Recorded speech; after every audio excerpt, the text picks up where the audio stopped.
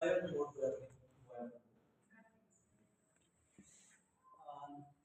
alaikum guys. So today I'm going to talk about the circular safety essay. It is an apology for poetry.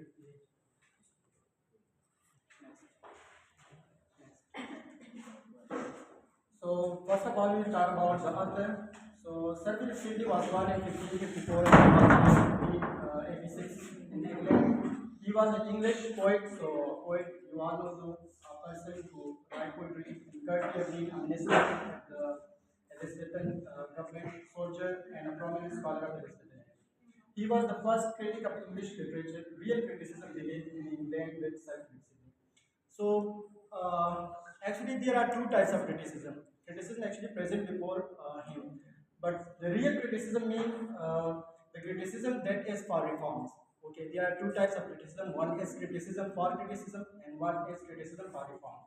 For example, if someone criticizes me, so in response, I criticize him. But this criticism is when the critique goes to criticize a work, so it is just for the purpose to reform. Yes. Okay, so that's what I mean. You may well say that constructive criticism and destructive criticism. Like whatsoever is there in the classroom, so mean you are getting some sort of harsh criticism from your instructors or teachers. It is just to reform your behavior, not take it in a positive sense, in a constructive way. Here he is discussing in the perspective of literary works. Yes. Next. So major works, he wrote many, you can say works, but these three are more, you can say, famous. Arcadia is a heroic prose romance, and then Astrophel and Stella, sonnet cycle, we have read about it in the first semester, and then an apology for poetry, so it was a defense to poetry. Next one. So, An Apology for Poetry. Sydney's An Apology for Poetry is considered the best work that opened the edge of literary criticism in England, as I told you. It was written in 1585 and published after his death in 1595. After 10 years after his death, it was published. It has two separate editions. Number one, the Defense of Poesy by William Honesday.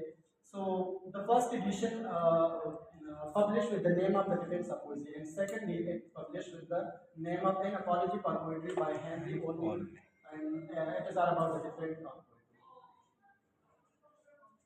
Actually, it has two sections. Critique divided this An Apology for Poetry in two sections. The first section is all about the praise of poetry. This section shows the importance of poetry. The first section is all about the importance of poetry. So this was the Sydney's arguments in defense of poetry. It is a cradle of civilization, meaning it is present in every civilization. I'll explain it one by one in the further slides. It is a channel of divine power. Poetry can teach and delight. It can surpass the virtue of history and philosophy. Number one, the poetry is a cradle of civilization. So poetry play a foundational role in the development of human culture and society. We all know that poets recount different stories. So stories to stories, we know the culture. Like example, is the work of John Milton, Paradise Lost. So it's tell the story of that time. Okay, it is a powerful means of expression, storytelling, and preservation of culture. It is a part of the you can say the art. So art, yeah, literature is the preservation of culture, yeah, reflection of culture. The earliest philosophers and historians were poets. Okay, the earliest like just the three Greek philosophers like Sophocles and others. They were the philosopher and historian. The first law in Greek and Roman are written in verse form. Okay, so these are two books, that is ancient books, and they are written in the verse form, and they tell us about the civilization of that three people, like the dawn of the civilization and in search of The cradle of civilization. the cradle of civilization. The cradle of civilization. Yeah, cradle of civilization. Okay, and next, it is a channel of divine power. Allah Almighty gave his instruction in a verse form. Okay, just think about the Holy Quran, like Surah Al-Rahman, like Ar-Rahman, Allama al-Quran, Khalaq al-Insan, Allama al-Bayan. There is a, you can say, even the repetition is there, like in this surah, This verse I think is repeated 10 times. So this is in the form of verse. The idea suggests that poetry serves as a medium through which higher truths, spiritual insights, or divine inspiration are conveyed to humanity. As I told, so Quran is all about that. In this, he actually gave the example of the Bible. In the Holy Bible, for praising God and Solomon used verses. Okay, and poetry become prophetic when it dares to speak the truth other may not see or articulate, serving as a mirror or warning or guide for humanity. So we are aware of the oracle of the dead. So it was in a poetic form, and this truth only he was aware of it. No one else. Okay. Next one. Poetry can teach and delight. There are two major functions of poetry, that is teaching and delighting. Poetry has the power to both educate and please the audience, so it is usable to society. Usable to society. Usable to society. Okay. Yeah, we need, for example, before it was allegation about the poetry that it is just a waste of time. But he said, no, it is not a waste of time. Poetry has both the function that is very important to the society, like it educate and please the audience. Okay. Poetry provides perfect example of good and bad and inspire the audience to discard the voice of villains and follow the noble and virtuous action of the hero.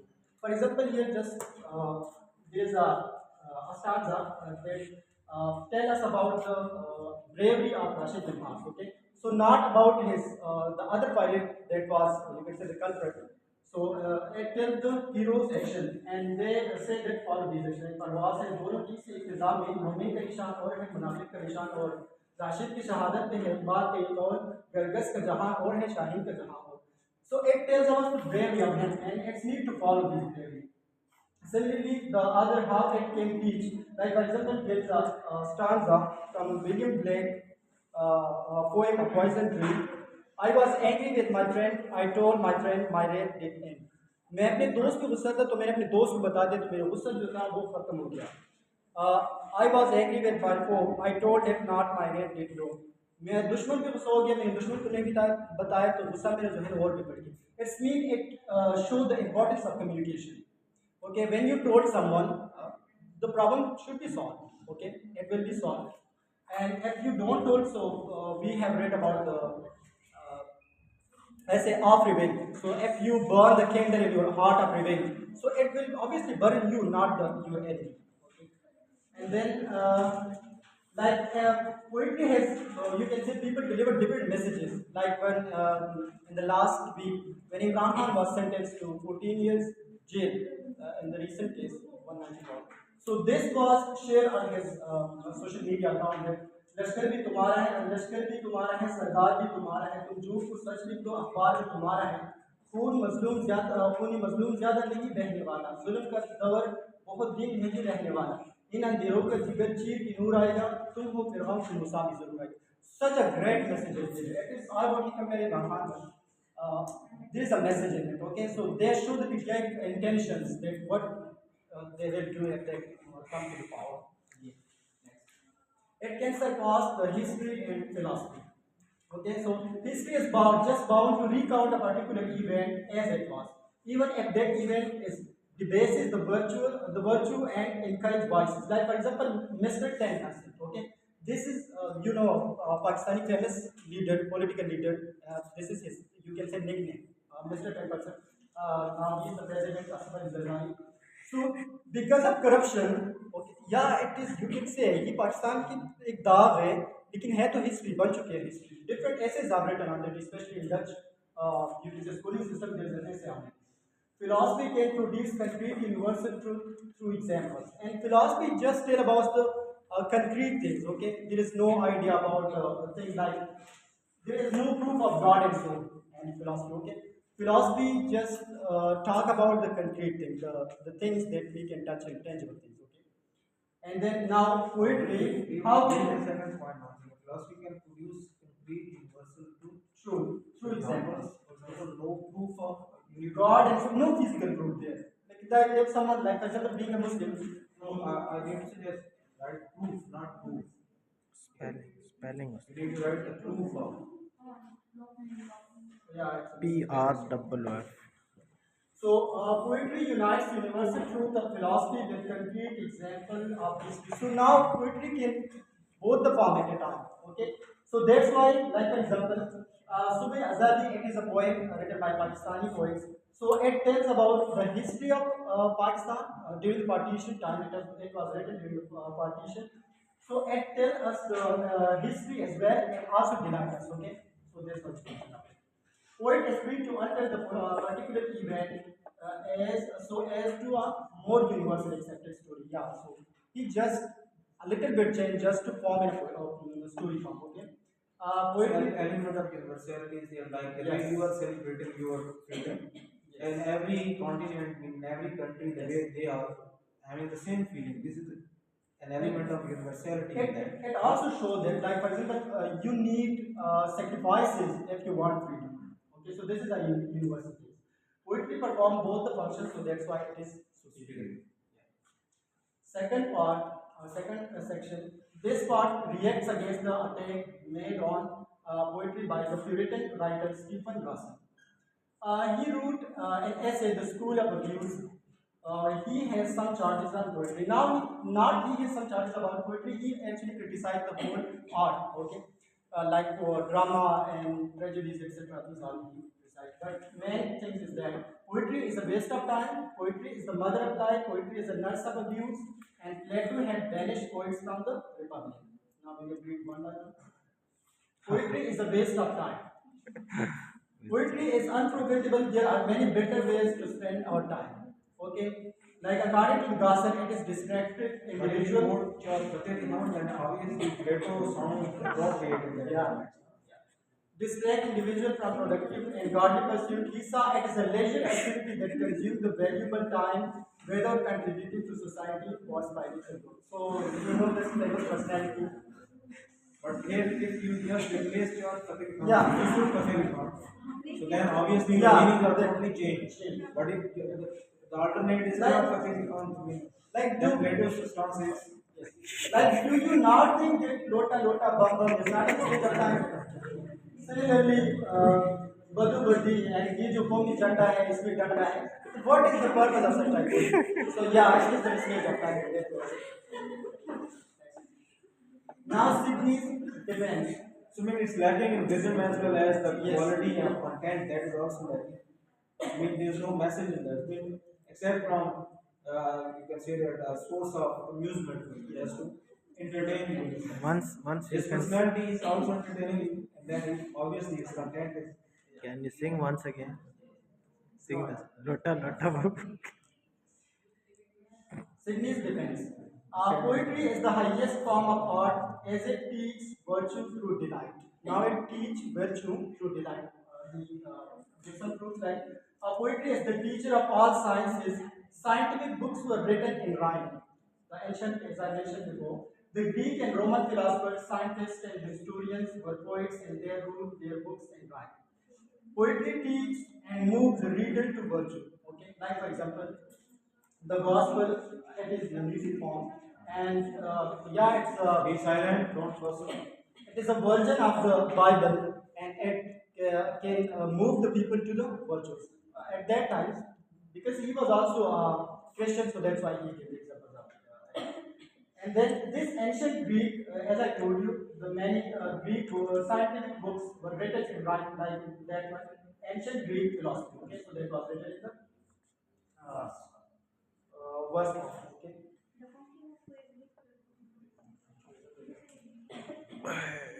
The function of poetry, according to Sidney, is delightful instructions, not instruction alone or delight alone, but instruction made of delight. So this was the same sentence is there. Its function is both. It teaches virtue through delight. Poetry is the mother of lies. Poets create fictional stories presenting falsehoods rather than truth. Like, just think about the Shakespearean works, that is all fictional. So he said that is a fictional, so it has nothing to do reality. That's why it can mislead the people. Poetry was seen as deceptive because it relies on imagination rather than factual reality that mislead the people. So yeah, It is fictional, so obviously it depends on imagination. Okay, so that's why it can mislead the people. Poetry appeals to emotion rather than reason. He was a philosopher. Philosopher said that actual things even based on reason. Okay, but it is, as I told you, based on emotion. Okay, it's self-explanatory. Just read it hurriedly. Yeah. Now, you're supposed to wind up in 5 minutes. He accusing poetry by promoting falsehoods and unrealistic ideas that distract people from the truth and virtue. For example, Ovid's metamorphosis, like God transformed human into animals. So this is not in reality happening. Sydney's defense: poets do not lie because they never affirm or confirm that their fictions are true. For Sydney, poetry's purpose is not to represent literal truth, but to use fiction to illuminate universal truths about human natures and morality. Poetry uses imaginations to teach and inspire rather than to deceive, like Hamlet's soliloquy to be or not to be. And that is the question. So, poetry is a nurse of abuse. Poetry leads to simple behavior. Poetry fosters immoral behavior in corrupt society. For example, poetry in the form of romantic works promotes vices such as lust, deceit, and idleness by glorifying the sinful acts. Poetic plays promoting deceit, violence, revenge. For example, Dr. Foster's glorifying ambitions and forbidden knowledge, potentially corrupting the audience. Now, simply defense. Poetry in itself is noble in that it cannot be the cause of any moral corruption. Poetry is only is a weapon, like for example, a knife you can use for the positive things and for the negative role as well. So it is the abuse of poet, not the poetry itself, that leads to sin. Poetry aims at inspiring and elevating morality. For example, the holy books like the Bible and the Quran, and similarly the others show the importance of the mother. Like my mother is the best. She never ever rests. She worked hard day and night to make my future very bright. Poet banished from the Republic. Plato had banished poets because they had negative influence on morality. This was his objection, like imitation. Twice removed from reality, so we have read this idea before. Many times emotion, it appeals to emotion rather than reason, also. And then moral corruption, corrupted society, rightly banished the poets from his ideal world. I mean, the scripture is just reflecting the way of Yeah. mankind. And to kick someone out of place. Sydney's defense. Plato wanted to banish the abuse of poetry, not the poets. He called for banishing only those poets who are inferior kind of poetry or misuse the poetry. So, Akkad Bakkad wala. And he himself drew genuine knowledge from poetry, and he was highly poetical in his work writing. That was his book, and that was his poetry form. Next one. Conclusion. Sydney regained the high status of poetry. Poets can immortalize people in their verses. Poetry is used to delight and instruct. He says all the charges laid against poetry are false and baseless. Sidney concludes that by putting a curse on those who hate poetry and bless those who love poetry. Okay. So, I guess, tremendous reference.